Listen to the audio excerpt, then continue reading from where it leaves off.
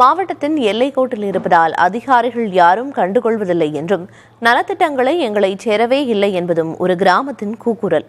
உடனடியாக அரசு தலையிட வேண்டும் என்கின்றனர் அந்த கிராம மக்கள். எங்கே என்பதை, என்ன பிரச்சனை என்பதையும் தற்போது பார்க்கலாம்.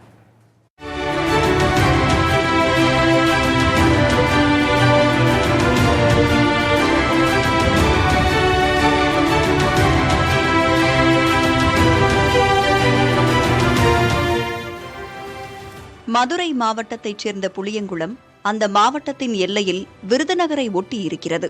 இதனால் தங்களுக்கான நலத்திட்டங்கள் அனைத்தும் எட்டாக்கணியாகி விடுகிறது என்கின்றனர் அக்கிராம மக்கள். மாவட்டத்தின் கடைக்கோடியில் இருக்கும் தங்கள் கிராம மக்கள் கல்வி உள்ளிட்ட அனைத்து வசதிகளுக்கும் கைதொடும் தூரத்தில் இருக்கும் விருதுநகரைத்தான் நம்பி இருக்கிறோம் என்கிறார்கள். மாவட்ட தலைநகரான மதுரைக்கு சென்று வர ஒரு நாள் பொழுது முடிந்து விடுகிறது எனும் புளியங்குளம் மக்கள் போதிய குடிநீர் வசதி உள்ளிட்ட அரசின் எந்தவித திட்டங்களும் நிறைவாக கிடைப்பதில்லை என வேதனை தெரிவிக்கின்றனர். மதுரை மாவட்டத்தில் லாஸ்ட்டில் இருக்கோம். நாங்கள் எது ஒரு பிரச்சனைனாலும் நாங்கள் மதுரைக்கு போனோம்னா ஒரு 50 கிலோமீட்ரு போக வேண்டியது இருக்குது. அதே இது விருதுநகருக்கு போனோம்னா 11 கிலோமீட்டர் தான் எங்களுக்கு. ரெண்டாவது எஸ்பி ஆஃபீஸுக்கு போனோம்னாலும் மதுரை போக முடியாது, எங்களுக்கு பேரையூர் போக வேண்டியது இருக்குது. இது விருதுநகர் ரொம்ப பக்கமாக இருக்குது, 11 கிலோமீட்டருக்குள்ளே இருக்குது. மற்றபடி எல்லா வசதியுமே எங்களுக்கு விருதுநகர் தான் சாதகமாக இருக்குது.